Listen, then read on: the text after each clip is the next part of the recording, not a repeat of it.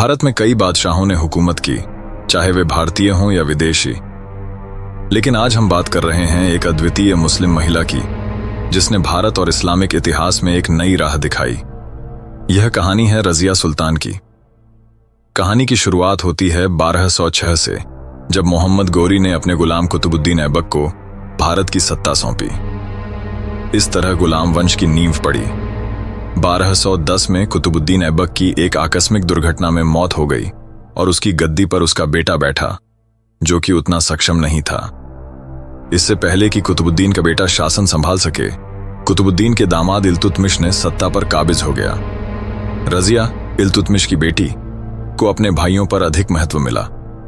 रज़िया सुल्तान एक होशियार और बहादुर महिला थी।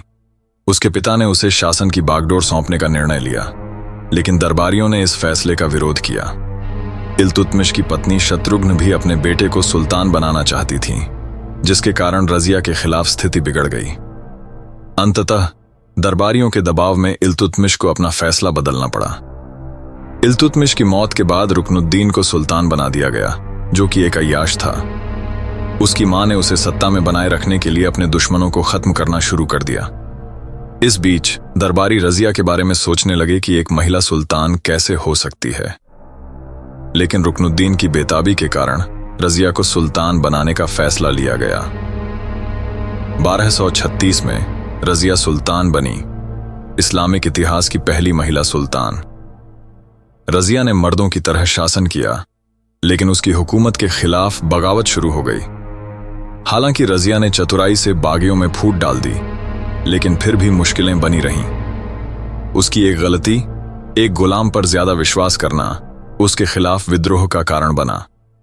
अंततः रज़िया को पकड़ लिया गया और कैद कर दिया गया। लेकिन रज़िया हार मानने वाली नहीं थी।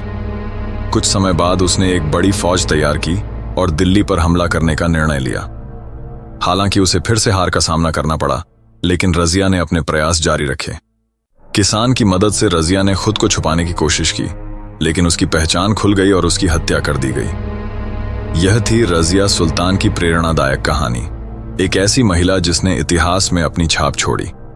आपको यह कहानी कैसी लगी? कृपया कमेंट करके बताएं और वीडियो को लाइक, शेयर और चैनल को सब्सक्राइब करना न भूलें।